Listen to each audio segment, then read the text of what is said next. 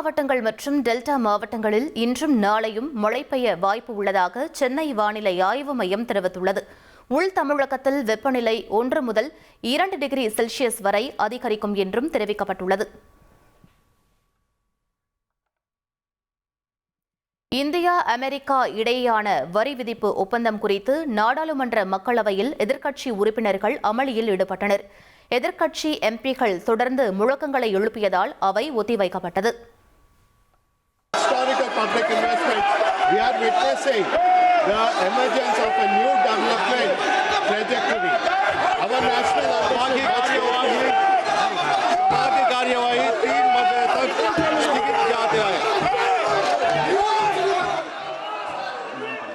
மக்களவையில் ராகுல் காந்தியை பேச அனுமதிக்காததால் அதற்கு கடும் எதிர்ப்பு தெரிவித்து காகிதங்களை கிழித்து எறிந்து அமளியில் ஈடுபட்ட தமிழக எம்பிக்களான மாணிக்கம் தாகூர், சிபிஎம் எம்பி சு வெங்கடேசன் உட்பட 8 எதிர்க்கட்சி எம்பிக்கள் நடப்பு கூட்டத்தொடர் முழுவதும் சஸ்பெண்ட் செய்யப்பட்டுள்ளனர். இது தொடர்பாக நாடாளுமன்ற விவகாரத்துறை அமைச்சர் கிரண் ரிஜிஜு கொண்டு வந்த தீர்மானம் குரல் வாக்கெடுப்பின் மூலம் நிறைவேற்றப்பட்டதை தொடர்ந்து 7 காங்கிரஸ் எம்பிக்கள் உட்பட 8 எதிர்க்கட்சி எம்பிக்கள் நடப்பு பட்ஜெட் கூட்டத்தொடர் முழுவதும் சஸ்பெண்ட் செய்யப்படுவதாக அவைத்தலைவர் இருக்கையில் இருந்த திலீப் சைக்கி அறிவித்தார். மக்களவையில் நான் பேசுவதை தடுப்பது நாடாளுமன்ற மரபை மீறுவதாகும் என்று மக்களவை சபாநாயகர் ஓம் பிர்லாவுக்கு எதிர்க்கட்சித் தலைவர் ராகுல் காந்தி கடிதம் எழுதியுள்ளார். குடியரசுத் தலைவரின் உரையில் தேசிய பாதுகாப்பு முக்கிய பகுதியாக இருந்தது, அது குறித்து விவாதிக்க வேண்டும் எனவும் அவர் வலியுறுத்தியுள்ளார். சென்னை மெட்ரோ ரயில் திட்டத்தின் 2ஆம் கட்டத்தை விரைந்து முடிக்க நிதி ஒதுக்கீடு செய்யப்பட்டுள்ளதா என மாநிலங்களவையில் திமுக உறுப்பினர்கள் கிரிராஜன் மற்றும் கனிமொழி சோமு கேள்வி எழுப்பினர். இதற்கு பதிலளித்த மத்திய நகர்ப்புற வளர்ச்சித்துறை இணையமைச்சர் டோக்கன் சாஹூ 63,246 கோடி ரூபாய் செலவில் 118.9 கிலோமீட்டர் மெட்ரோ பாதைக்கு ஒப்புதல் வழங்கப்பட்டுள்ளதாக தெரிவித்தார். இதற்காக 10,354 கோடி ரூபாய் வங்கிகள் மூலம் நிதி உதவியை மத்திய அரசு வழங்கியுள்ளதாகவும் கூறினார். 1,80,000 பேருக்கு சமூக பாதுகாப்பு திட்ட ஆணைகள் வழங்கும் நிகழ்ச்சியை விழுப்புரம் மாவட்டம் திண்டிவனத்தில் முதலமைச்சர் ஸ்டாலின் இன்று தொடங்கி வைக்க உள்ளார். காலை 8 மணிக்கு சென்னையிலிருந்து திண்டிவனத்திற்கு புறப்படும் முதலமைச்சர் அரசு விழாமேடை அருகே ரோட் ஷோ மூலம் மக்களிடம் கலந்துரையாட உள்ளார். இதனைத் தொடர்ந்து விழாமேடைக்கு காலை 10:30 மணிக்கு சென்று நலத்திட்ட உதவிகள் ஆணைகள் வழங்கும் நிகழ்ச்சியை தொடங்கி வைத்து சிறப்புரையாற்றுகிறார். மேலும் இளைஞர்களின் கனவுகளை பதிவு செய்ய என் கனவு என் எதிர்காலம் என்ற இணையதளத்தையும் தொடங்கி வைக்கிறார். பின்னர் விழுப்புரம் மாவட்டத்தில் முடிவுற்ற திட்டப்பணிகளை தொடங்கி வைத்தும் புதிய திட்டப்பணிகளுக்கு அடிக்கலும் நாட்டுகிறார்.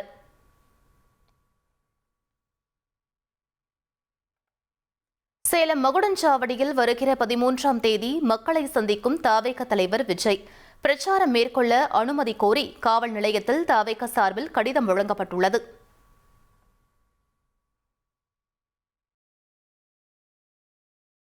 கல்வி மற்றும் மருத்துவ சேவைக்கு ஒதுக்கும் நிதி செலவு இல்லை என்றும் வருங்கால சமுதாயத்திற்கான முதலீடு என்றும் தமிழ்நாடு முதலமைச்சர் மு க ஸ்டாலின் எக்ஸ் தளத்தில் பதிவிட்டுள்ளார். சிறிய நகரங்களில் உள்ள அரசு மருத்துவமனைகளில் சவாலான அறுவை சிகிச்சைகளை செய்து திறமையாக பணிகளை மேற்கொள்ளும் மருத்துவக் குழுவினர் குறித்து தொலைக்காட்சி செய்திகளில் இடம்பெறுவது பெருமிதம் அளிப்பதாகவும் அவர் தெரிவித்துள்ளார். கிண்டியில் உள்ள கலைஞர் நூற்றாண்டு உயர் சிறப்பு மருத்துவமனை அரிய அறுவை சிகிச்சைகளை வெற்றிகரமாக செய்து ஏழை எளிய மக்களுக்கு தரமான சிகிச்சை தருவதில் முத்திரை பதித்துள்ளதாகவும் பதிவில் அவர் குறிப்பிட்டுள்ளார். இண்டிகோ ஏர்லைன்ஸ் நிறுவனம் சென்னையிலிருந்து மதுரை மற்றும் திருச்சிக்கு மீண்டும் சிறிய ரக விமானங்களை இயக்க முடிவு செய்துள்ளது. இண்டிகோ ஏர்லைன்ஸ் நிறுவனம் கடந்த டிசம்பர் 15ஆம் தேதி முதல் ATR சிறிய ரக விமானங்களை ரத்து செய்து A20N என்ற பெரிய ரக விமானங்களை மட்டும் இயக்கி வந்தது. இதனால் பண்டிகை காலங்களில் பொதுமக்கள் கடும் அவதி அடைந்தனர். இந்நிலையில் மீண்டும் சிறிய ரக விமானங்களை இயக்க இண்டிகோ ஏர்லைன்ஸ் முடிவு செய்துள்ளது. வருமான வரித்துறை சுருக்கெழுத்தர் அபிநந்தன் சிங் லஞ்சம் பெற்ற வழக்கில் சிபிஐ அதிகாரிகளால் கைது செய்யப்பட்டார்.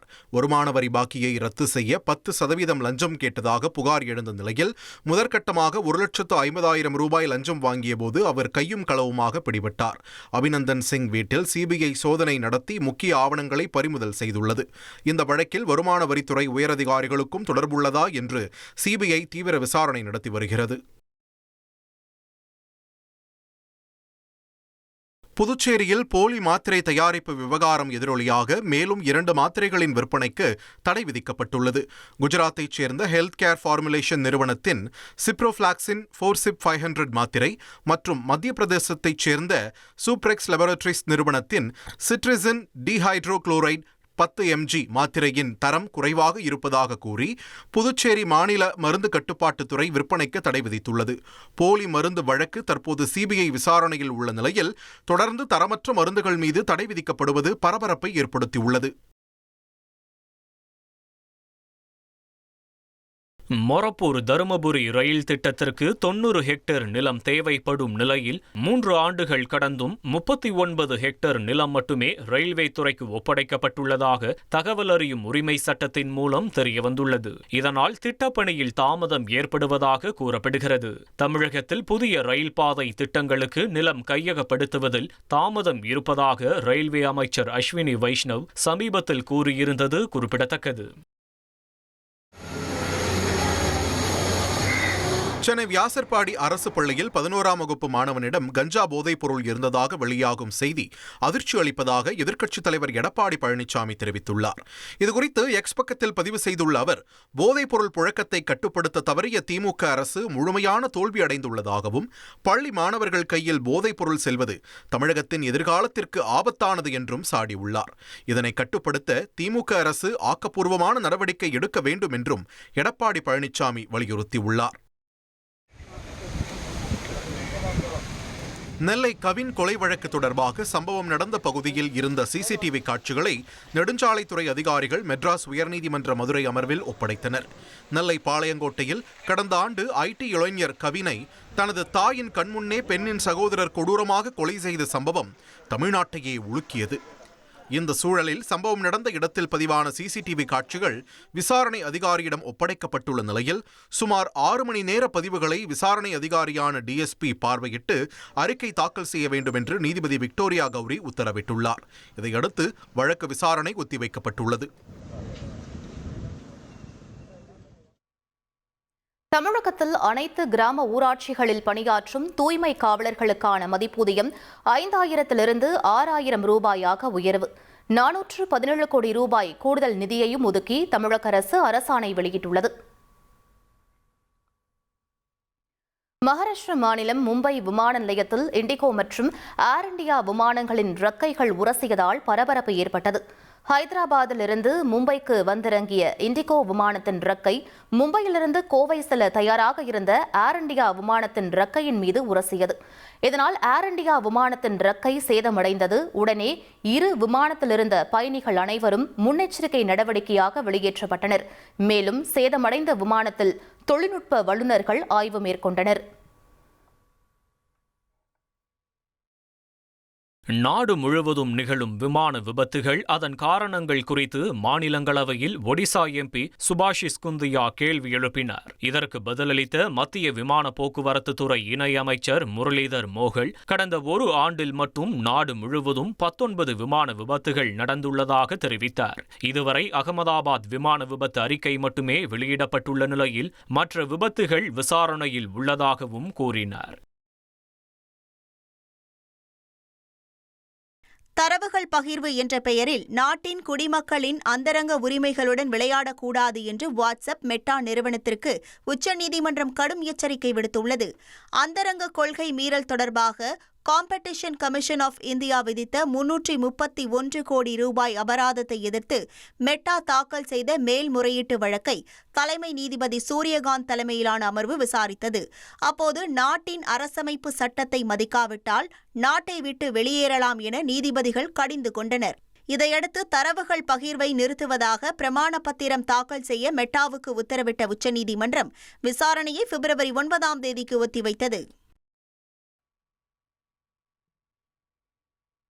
எஸ்ஐஆருக்கு எதிராக திரிணாமுல் காங்கிரஸ் கட்சி எம்பிக்கள் தாக்கல் செய்த மனு உச்சநீதிமன்றத்தில் இன்று விசாரணைக்கு வருகிறது.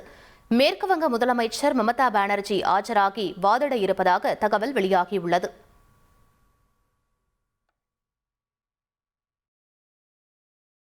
டெல்லி பாஜக அலுவலகத்தில் வைத்து மணிப்பூர் பாஜக சட்டமன்ற கட்சியின் தலைவராக 62 வயதான யும்னம் ஹேம்சந்த் சிங் ஒருமனதாக தேர்வு செய்யப்பட்டார்.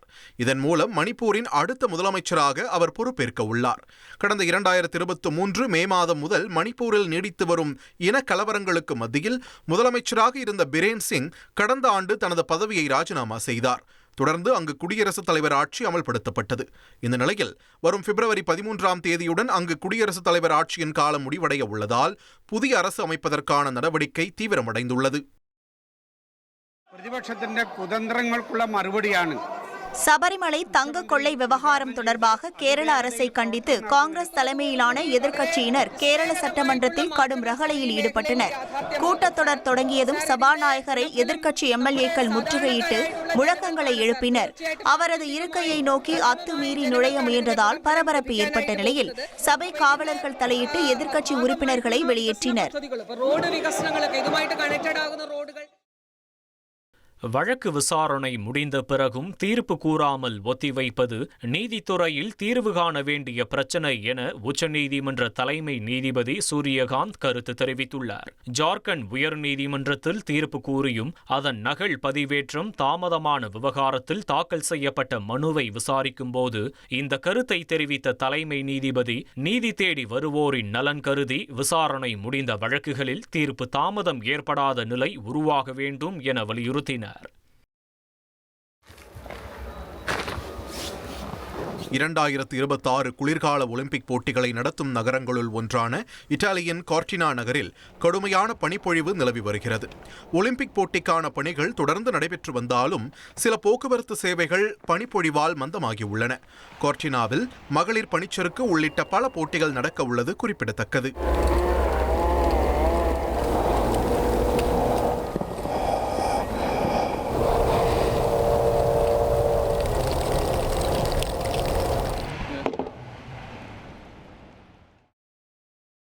திரவ ஹைட்ரஜன் கசிவு காரணமாக நிலவு பயணமான ஆர்டெமிஸ் 2 திட்டத்தை மார்ச் மாதத்திற்கு ஒத்திவைப்பதாக நாசா அறிவித்துள்ளது. ஆர்டெமிஸ் 2 திட்டம் என்பது ஆர்டெமிஸ் திட்டத்தின் 2வது ஏவுதல் திட்டமாகும். இதன் நோக்கம் விண்வெளி வீரர்களை நிலவில் தரையிறங்க வைப்பது. இந்நிலையில் விண்கலத்தை எரிபொருளால் நிரப்பும் சோதனையின் போது ராக்கெட்டின் மைய பகுதிக்கு குளிரூட்டப்பட்ட எரிபொருளை கொண்டு செல்லும் இணைப்பில் இந்த கசிவு ஏற்பட்டதாக நாசா தெரிவித்தது. இதனால் பிப்ரவரி முதல் வாரத்தில் திட்டமிடப்பட்டிருந்த நிலவு பயணம் மார்ச் மாதத்திற்கு தள்ளி போயுள்ளது. ரஷ்யாவிடம் எண்ணெய் வாங்குவதை நிறுத்திவிட்டு அமெரிக்காவிடமிருந்து எண்ணெய் வாங்க இந்தியா தயாராக உள்ளதாக வெள்ளை மாளிகை பத்திரிகை செயலாளர் கெரோலின் லெவிட் தெரிவித்துள்ளார். அமெரிக்கா இந்தியா இடையிலான வர்த்தக ஒப்பந்தம் குறித்து பேசிய அவர், பிரதமர் மோடி அமெரிக்காவில் எரிசக்தி, போக்குவரத்து மற்றும் விவசாய பொருட்கள் உட்பட $500 பில்லியன் முதலீட்டிற்கு உறுதியளித்திருப்பதாக கூறினார். ஈரான் அருகே அரபிக்கடலில் நிறுத்தப்பட்டுள்ள ஆப்ரஹாம் லிங்கன் எனப்படும் அமெரிக்க விமானம் தாங்கி கப்பலை நோக்கி வந்த ஈரானிய ட்ரோன் சுட்டு வீழ்த்தப்பட்டுள்ளது. தங்களது கப்பலை நோக்கி சந்தேகத்திற்கு உரிய வகையில் ட்ரோன் வந்ததால் சுட்டு வீழ்த்தப்பட்டதாக அமெரிக்க ராணுவம் கூறியுள்ளது. பரபரப்பான சூழலுக்கு மத்தியில் ஈரானுடன் பேச்சுவார்த்தை நடத்தி வருவதாக அமெரிக்க அதிபர் ட்ரம்ப் தெரிவித்துள்ளார். வெள்ளை மாளிகையில் செய்தியாளர்களை சந்தித்த அவர், பேச்சுவார்த்தை எங்கு நடைபெறுகிறது என்ற தகவலை கூற அவர் மறுத்துவிட்டார். இந்தியாவும் அமெரிக்காவும் இந்த வாரம் வர்த்தக ஒப்பந்தம் குறித்து கூட்டு அறிக்கையை வெளியிட வாய்ப்பிருப்பதாக அரசு வட்டாரங்கள் தெரிவிக்கின்றன. இரு நாடுகள் இடையிலான வர்த்தக ஒப்பந்தம் குறித்து இறுதிக்கட்ட பேச்சுவார்த்தை நடைபெற்று வருவதாக கூறப்படுகிறது. இந்த ஒப்பந்தம் மூலமாக இந்தியா அமெரிக்கா இடையேயான பொருளாதார உறவு வலுப்படும் எனவும் தெரிவிக்கப்படுகிறது. இந்தியா சீனா இடையேயான இருதரப்பு வர்த்தகம் 2025ஆம் ஆண்டில் $155 பில்லியன் எட்டியதாக சீன தூதர் சு ஃபிகாங் தெரிவித்துள்ளார். கடந்த 2024ஆம் ஆண்டை விட 12% வளர்ச்சி பதிவாகி இருப்பதாகவும் அவர் கூறினார். சீனாவின் தியான்ஜனில் கடந்த ஆகஸ்ட் மாதம் இந்திய பிரதமர் நரேந்திர மோடிக்கும் சீன அதிபர் ஜி ஜின்பிங்கிற்கும் இடையே நடைபெற்ற சந்திப்பு இரு நாட்டு உறவுகளில் புதிய முன்னேற்றத்தை ஏற்படுத்தியதாகவும் அவர் தெரிவித்துள்ளார். மியான்மரில் அடுத்தடுத்து ஏற்பட்ட நிலநடுக்கம் காரணமாக மக்கள் பீதியில் உறைந்தனர். 20 மற்றும் 27 கிலோமீட்டர் ஆழத்திற்கு நில அதிர்வு ஏற்பட்டது. 6 ரிக்டர் அளவுக்கு ஏற்பட்ட நிலநடுக்கத்தின் தாக்கம் கொல்கத்தாவின் சில பகுதிகளையும் பாதித்திருப்பதாக இந்திய வானிலை ஆய்வு மையம் தெரிவித்துள்ளது. மியான்மரில் நிலநடுக்கத்தால் ஏற்பட்ட பாதிப்பு குறித்த விவரங்கள் இன்னும் அதிகாரப்பூர்வமாக வெளியாகவில்லை.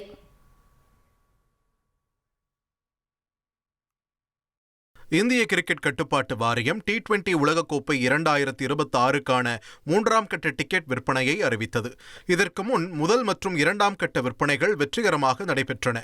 இந்த நிலையில் இந்தியாவின் பல நகரங்களில் உலகின் முன்னணி அணிகளுக்கு இடையே நடைபெறும் கிரிக்கெட் போட்டிகளுக்கான டிக்கெட்டுகளை ஆன்லைனிலும் நேரடியாகவும் ரசிகர்கள் வாங்கிக் கொள்ளலாம் என்று அறிவிக்கப்பட்டுள்ளது. மேலும் டிக்கெட் விலை மற்றும் வரிசை விவரங்கள் BCCI இணையதளத்தில் வழங்கப்பட்டுள்ளன. மருதமலை மாமணியே பாடல் வரிகளில் தாவேக தலைவர் விஜயை குறிப்பிட்டு பாடியதற்கு பாடகர் வேல்முருகன் மன்னிப்பு கோரியுள்ளார். முருகன் பாடலை அவமதித்ததாக பாடகர் வேல்முருகன் மீது நெல்லை வழக்கறிஞர் குற்றாலநாதன் என்பவர் புகார் அளித்துள்ளார். இந்த நிலையில் தனது செயல் யார் மனதையாவது புண்படுத்தியிருந்தால் மன்னிப்பு தெரிவித்துக் கொள்கிறேன் என்று பாடகர் வேல்முருகன் தெரிவித்துள்ளார். மேலும் தாம் பாடியதற்கும் விஜய்க்கும் எந்த சம்பந்தமும் இல்லை என்றும் அவர் தெரிவித்துள்ளார்.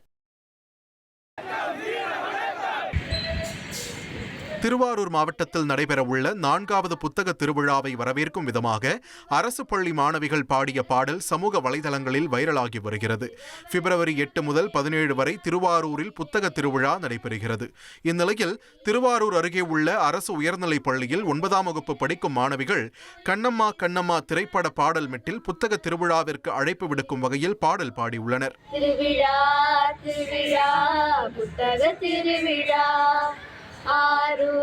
திருவாரூர் புத்தக திருவிழா பிப்ரவரி மாதத்திலே 8ஆம் தேதி தொடங்கி 17ஆம் தேதி வரை முடிந்திடுமே திருவிழா. புத்தகம் உன் கையிலே தேனாகி போகுமே, நூல்கள் நீ படித்திட வண்ணங்களாகுமே. பள்ளி தலைமை ஆசிரியர் நியமனம் தொடர்பான நீதிமன்ற வழக்குகள் முடிந்தவுடன் சீனியாரிட்டி அடிப்படையில் 2000 தலைமை ஆசிரியர்கள் நியமிக்கப்படுவார்கள் என்று அமைச்சர் அன்பில் மகேஷ் பொய்யாமொழி தெரிவித்துள்ளார். திண்டுக்கல்லில் நடைபெற்ற அறிவியல் தொழில்நுட்ப புத்தாக்க திருவிழாவில் பங்கேற்ற அவர் தமிழகம் பள்ளி இடைநிறுத்தத்தை குறைப்பதில் தேசிய அளவில் முன்னணியில் இருப்பதாக கூறினார்.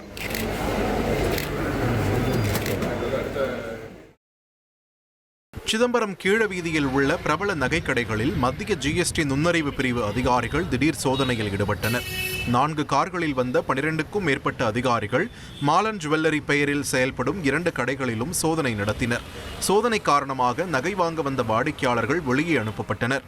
இந்த GST சோதனை 4 மணி நேரத்திற்கும் மேலாக தொடர்ந்து நடைபெற்றதால் அப்பகுதியில் பரபரப்பு ஏற்பட்டது.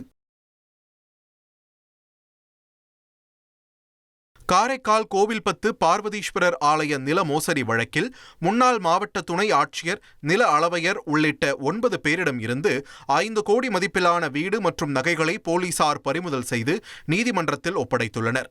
பார்வதீஸ்வரர் ஆலய நில மோசடி வழக்கில் முன்னாள் துணை மாவட்ட ஆட்சியர் ஜான்சன், நில அளவையர் ரேணுகா, அரசியல் பிரமுகர் உள்ளிட்டோர் கைது செய்யப்பட்டிருந்தனர். புதிய சட்டப்பிரிவின் கீழ் அவர்களிடமிருந்து சொத்துகள் பறிமுதல் செய்யப்பட்டுள்ளதால் இந்த வழக்கு மீண்டும் சூடுபிடித்துள்ளது. வடலூர் சத்தியஞான சபையில் 155வது ஆண்டு தைப்பூச ஜோதி தரிசனம் நடைபெற்றதைத் தொடர்ந்து வள்ளலார் பயன்படுத்திய பொருட்கள் கொண்ட பேழை மற்றும் உருவப்படம் ஊர்வலமாக மேட்டுக்குப்பம் கொண்டு செல்லப்பட்டது. கருங்குழி, பார்வதிபுரம், நயினார்குப்பம் உள்ளிட்ட கிராம மக்கள் பூக்கள், பழங்களுடன் வரவேற்றனர். கருங்குழி விநாயகர் ஆலயம், ரெட்டியார் இல்லம், ஸ்ரீ லட்சுமி நாராயண பெருமாள் கோவில் வழியாக ஊர்வலம் சென்றடைந்தது.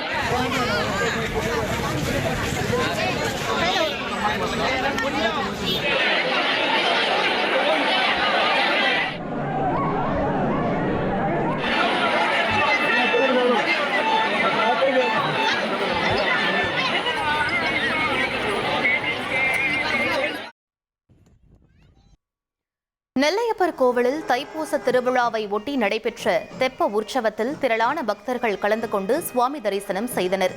கடந்த வாரம் கொடியேற்றத்துடன் தொடங்கிய தைப்பூசத்தில் காந்திமதி அம்பாள், விநாயகர், சுப்பிரமணியர் மற்றும் சண்டிகேஸ்வரர் சுவாமிகளுக்கு தீபாராதனை காட்டப்பட்டு சிறப்பு அபிஷேகங்கள் நடைபெற்றது. இதனையடுத்து மின் விளக்குகளால் அலங்கரிக்கப்பட்ட வாகனத்தில் எழுந்தருளிய அம்பாளை திரளான பக்தர்கள் காத்திருந்து வழிபட்டனர்.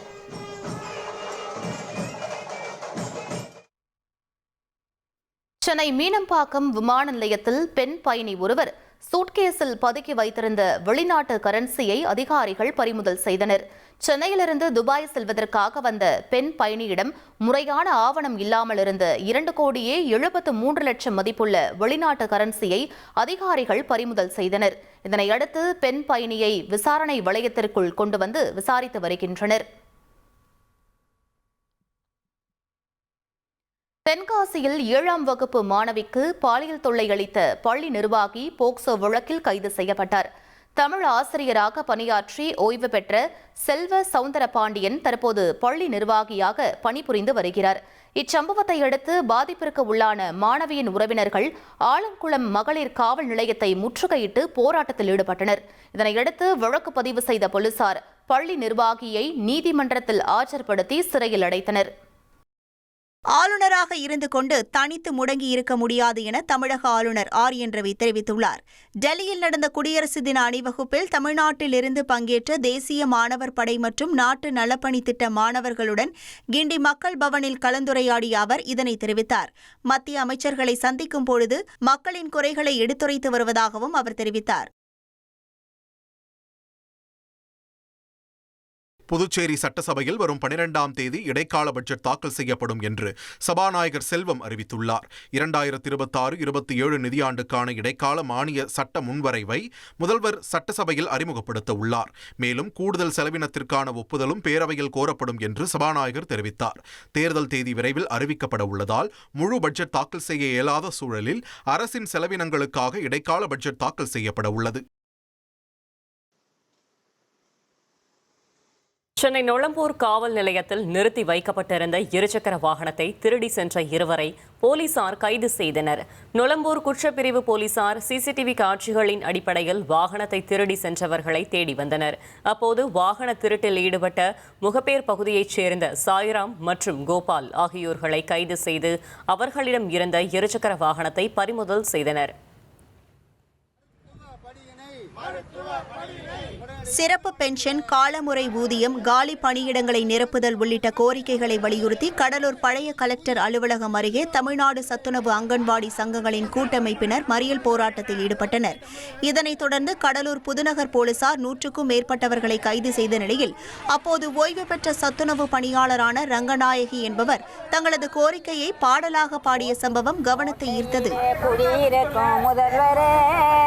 இங்கே கொஞ்சம் குறைகளையே தீர்க்க வாங்க முதல்வரே. வாக்குறுதி சொன்னது பொய்யாச்சு, வாக்குறுதி சொன்னது பொய்யாச்சு. நீங்க உங்கள் கதையை பார்ப்பதற்கு வாரையா. ராணிப்பேட்டை மாவட்டம் ஆற்காடு அருகே வேப்பூர் தேசிய நெடுஞ்சாலை ஓரமாக 1000க்கும் மேற்பட்ட மத்திய அரசின் ஆயுஷ்மான் பாரத் காப்பீடு அட்டைகள் வீசப்பட்ட சம்பவம் அதிர்ச்சியை ஏற்படுத்தியுள்ளது. இதையடுத்து காப்பீடு அட்டைகளை வீசி சென்ற மர்ம நபர்கள் யார் என்பதை போலீசார் விசாரித்து வருகின்றனர்.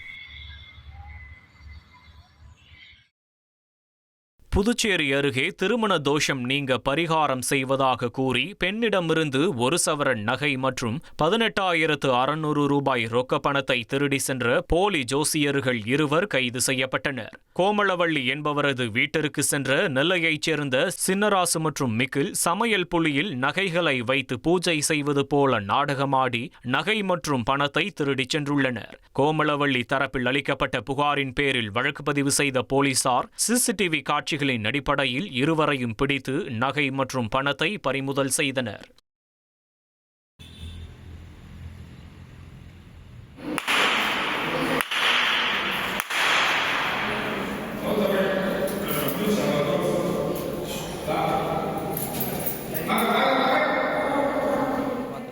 அரியலூர் மாவட்டம் கங்கைகொண்ட சோழபுரத்தில் உள்ள பிரகதீஸ்வரர் கோயிலில் ஜப்பான் நாட்டைச் சேர்ந்த மதகுரு சாமி தரிசனம் செய்தார்.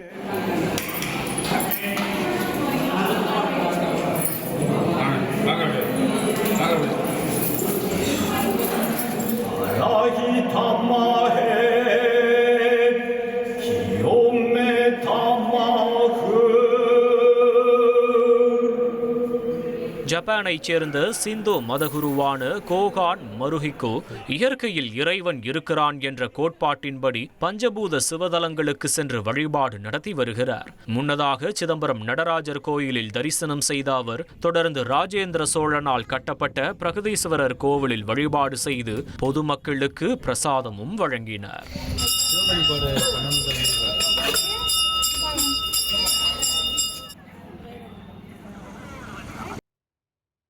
கன்னியாகுமரி மாவட்டம் குழித்துறையில் தேமுதிக பொதுச் செயலாளர் பிரேமலதா விஜயகாந்தன் பிரச்சாரத்தின் போது போக்குவரத்திற்கு இடையூறாக நிறுத்தப்பட்ட கேப்டன் ரத வாகனத்தை அப்புறப்படுத்த சொன்ன காவலரிடம் தொண்டர்கள் வாக்குவாதத்தில் ஈடுபட்டனர். ஆம்புலன்ஸில் உயிருக்கு போராடும் கர்ப்பிணி பெண் உள்ளதாக காவலர் கூறிய நிலையில் நோயாளிகள் யாரும் ஆம்புலன்ஸில் இல்லாததால் தொண்டர்கள் வாகனத்தை தடுத்து நிறுத்தி தகராறில் ஈடுபட்டனர். இதனால் பரபரப்பு நிலவியதை அடுத்து பிரேமலதா விஜயகாந்த் கேட்டுக்கொண்டதன் பேரில் தொண்டர்கள் வாகனத்தை அனுப்பி வைத்தனர்.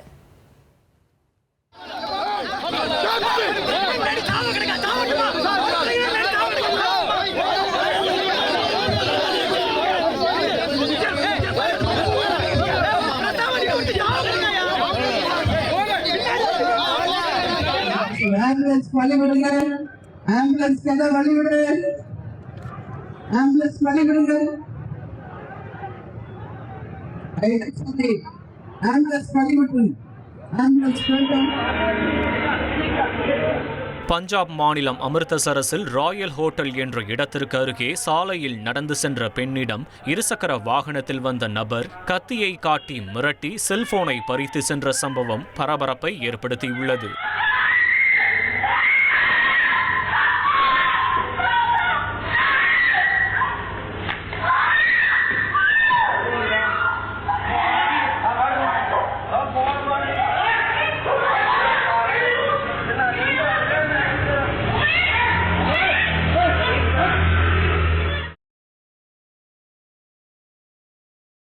சென்னை அடையாறில் கொல்லப்பட்ட பீகார் இளைஞரின் மனைவி மற்றும் அவரது 2 வயது குழந்தையின் உடல்கள் பீகாருக்கு அனுப்பி வைக்கப்பட்டன. அடையாறில் பீகார் குடும்பத்தினர் கொடூரமாக கொல்லப்பட்ட சம்பவம் அதிர்வலைகளை ஏற்படுத்திய நிலையில் உயிரிழந்த பீகார் இளைஞர் உடல் ஏற்கனவே உறவினர்களிடம் ஒப்படைக்கப்பட்டது. அவரது மனைவி மற்றும் குழந்தையின் உடலை சொந்த ஊர் எடுத்துச் செல்ல வசதி இல்லை என உறவினர்கள் சென்னையில் காத்திருந்தனர். இந்நிலையில் உடல்களை பீகார் எடுத்துச் செல்லும் செலவை தமிழக அரசு ஏற்றுக்கொள்ளும் என்று அறிவிக்கப்பட்ட நிலையில் தமிழ்நாடு அரசு சார்பில் ஆம்புலன்ஸ் தயார் செய்யப்பட்டு சாலை மார்க்கமாக உடல்கள் பீகார் எடுத்துச் செல்லப்பட்டன.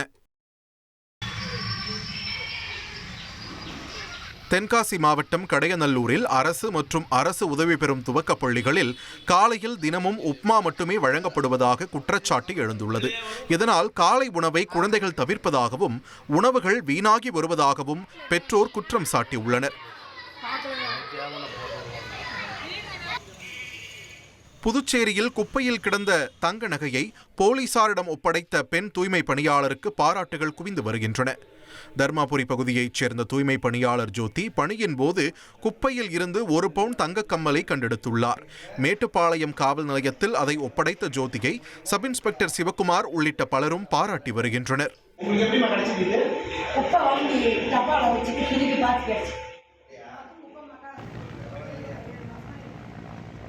பேரிடர் காலங்களில் ஏற்படும் தீ விபத்துகளை கட்டுப்படுத்தும் நோக்கில் கோவை சூலூர் இந்திய விமானப்படை தளம் சார்பில் சிறப்பு தீயணைப்பு பாதுகாப்பு ஒத்திகை நடைபெற்றது.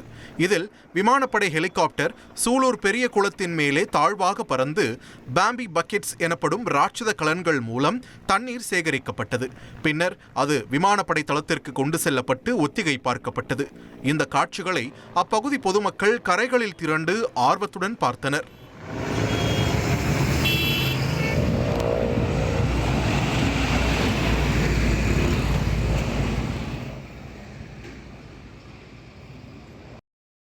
தென்காசி காசியில் காரின் டிக்கியில் அமர்ந்து சென்ற 2 இளைஞர்களின் வீடியோ வைரலாகி வருகிறது.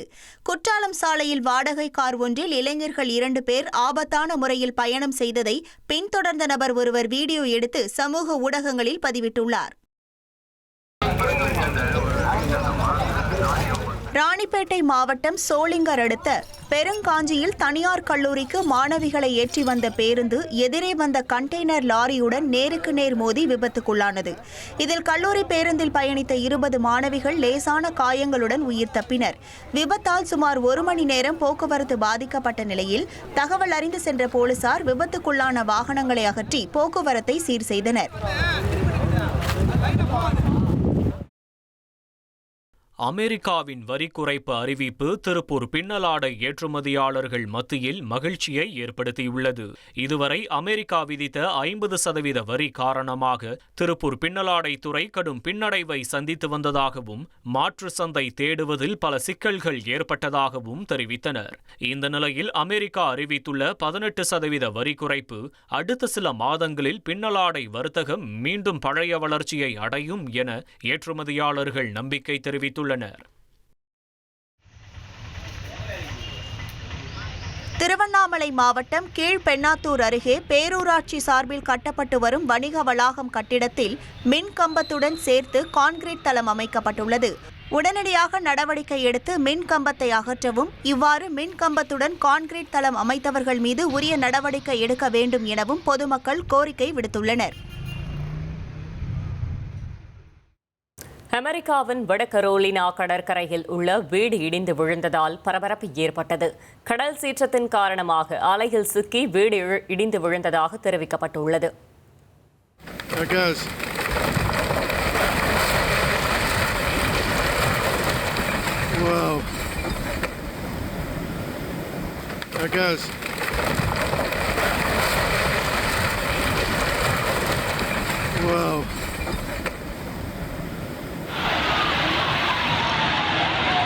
ஈரான் தலைநகர் தெஹ்ரானின் மேற்கு பகுதியில் உள்ள ஜன்னத் வணிக வளாகத்தில் பெரும் தீ விபத்து ஏற்பட்டது.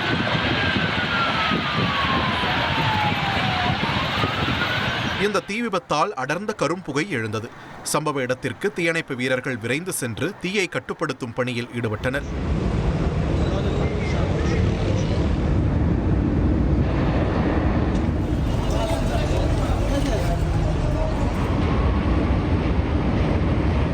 அதிகாரிகள் இந்த தீ விபத்து குறித்து விசாரித்து வருகின்றனர்.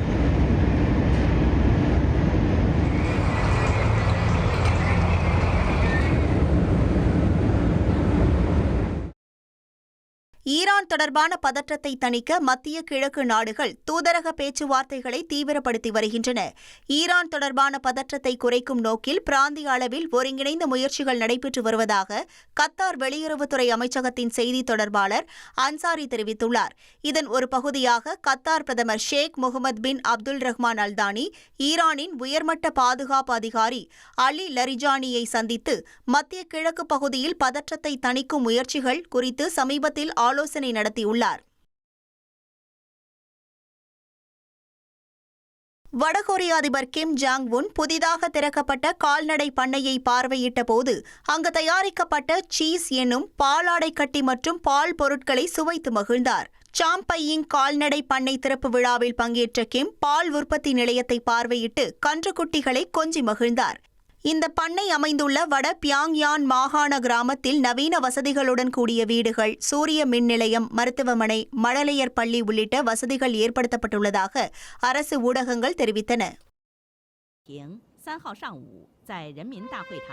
அரசுமுறை பயணமாக சீனா வந்துள்ள உருகுவே அதிபர் யமண்டு ஒர்சிக்கு சீன அதிபர் ஜின்பிங் உற்சாக வரவேற்பளித்தார். தியானன்மென் சதுக்கத்தில் நடைபெற்ற விழாவில் 21 குண்டுகள் முழங்க அரசு மரியாதை செலுத்தப்பட்டது. இரு நாடுகளின் தேசிய கீதங்கள் இசைக்கப்பட்டன. தொடர்ந்து நடைபெற்ற அணிவகுப்பையும் இரு தலைவர்களும் பார்வையிட்டனர்.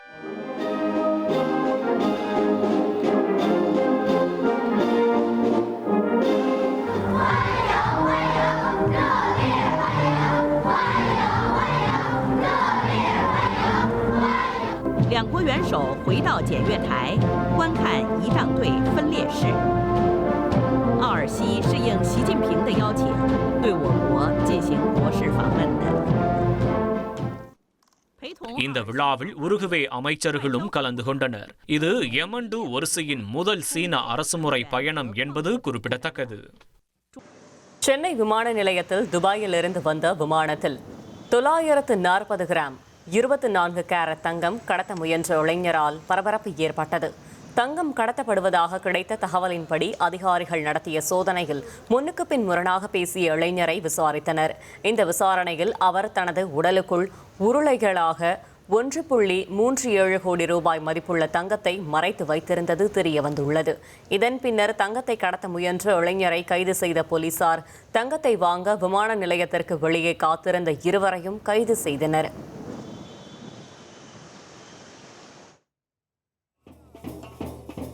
சென்னையில் நடைபெற்ற சர்வதேச அளவிலான ஆசிய கோப்பை சைக்கிளிங் சாம்பியன்ஷிப் போட்டியில் ஈரோட்டைச் சேர்ந்த பள்ளி மாணவர் வெண்கலப் பதக்கம் வென்று வரலாற்று சாதனை படைத்துள்ளார்.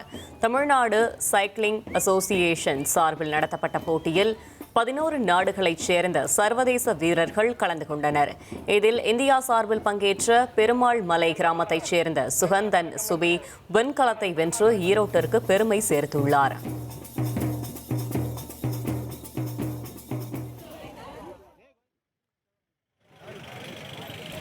புதுக்கோட்டை மாவட்டம் அறந்தாங்கி வாகை மரம் சாலையில் வேகமாக சென்ற கார் கட்டுப்பாட்டை இழந்து பிரியாணி கடைக்குள் புகுந்து விபத்தானது. இந்த விபத்தில் பிரியாணி கடை மற்றும் அருகிலிருந்த பழக்கடை முற்றிலும் சேதமடைந்த நிலையில் கடைக்கு முன் நிறுத்தி வைக்கப்பட்டிருந்த இருசக்கர வாகனங்களும் சேதமடைந்தன. இதனால் அப்பகுதியில் சிறிது நேரம் போக்குவரத்து நெரிசல் ஏற்பட்டது. மேலும் காரை வேகமாக ஓட்டி சென்ற ஓட்டுநர் வெங்கடேஷை போலீசார் விசாரித்தும் வருகின்றனர். திருப்பதி லட்டு தயாரிக்கும் பணியின் போது டெண்டர் நடைமுறையில் தெரிந்தே தவறு செய்த அதிகாரிகள் மீது நடவடிக்கை எடுக்குமாறு ஆந்திர பிரதேச அரசாங்கத்திற்கு சிபிஐ கேட்டுக்கொண்டுள்ளது. முன்னாள் நிர்வாகிகள் மற்றும் அதிகாரிகள் எதையும் சிந்தித்து பார்க்காமல் டெண்டர் விதிமுறைக்கு அனுமதி வழங்கியுள்ளதாகவும் சிறப்பு புலனாய்வு குழு தெரிவித்துள்ளது.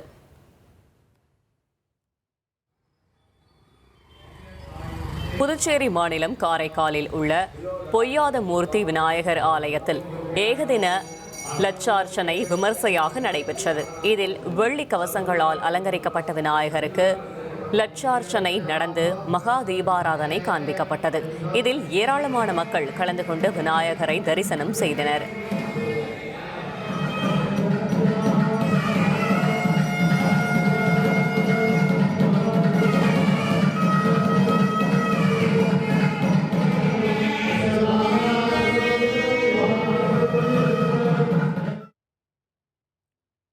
திருப்பத்தூர் மாவட்டம் தும்பேரியில் பள்ளி மாணவிகளை மது போதையில் கிண்டல் செய்த இளைஞர்களை தட்டி கேட்ட நபரை இளைஞர்கள் சரமாரியாக தாக்கிய வீடியோ வெளியாகி பரபரப்பை ஏற்படுத்தியுள்ளது. இதில் படுகாயமடைந்த ராமமூர்த்தி என்பவர் சிகிச்சை பெற்று வரும் நிலையில் தாக்கிய இளைஞர்களை போலீசார் தேடி வருகின்றனர்.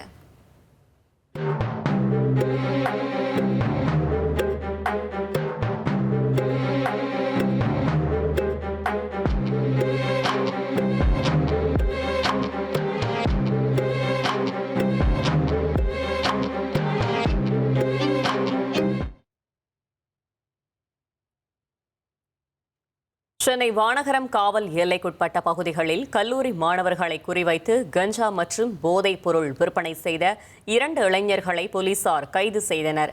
போரூர் சுங்கச்சாவடி அருகே போலீசாரிடம் சிக்கிய பாண்டித்துரை மற்றும் அஜித் ஆகியோரிடம் இருந்து 1100 கிராம் கஞ்சா மற்றும் 510 போதை மாத்திரைகளை போலீசார் பறிமுதல் செய்தனர்.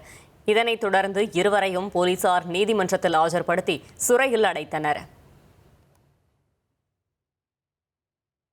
நீலகிரி மாவட்டம் குன்னூரில் தனியார் பங்களாவின் அருகே 2 சிறுத்தைகள் உலாவரும் சிசிடிவி காட்சிகள் வைரலாகி உள்ளது. மக்கள் நடமாடும் இடங்களில் சிறுத்தைகள் சர்வசாதாரணமாக சுற்றித் திரிவது மக்களை அச்சத்தில் ஆழ்த்தியுள்ளது. மேலும் கூண்டு அமைத்து சிறுத்தைகளை பிடிக்க வேண்டும் என வனத்துறையினருக்கு மக்கள் கோரிக்கை விடுத்துள்ளனர். தயாரிப்பாளரும் நடிகருமான லெனின் தானும் விஜய் ரசிகர் தான் என கூறி பதிவிட்ட வீடியோ இணையத்தில் வேகமாக பரவி வருகிறது.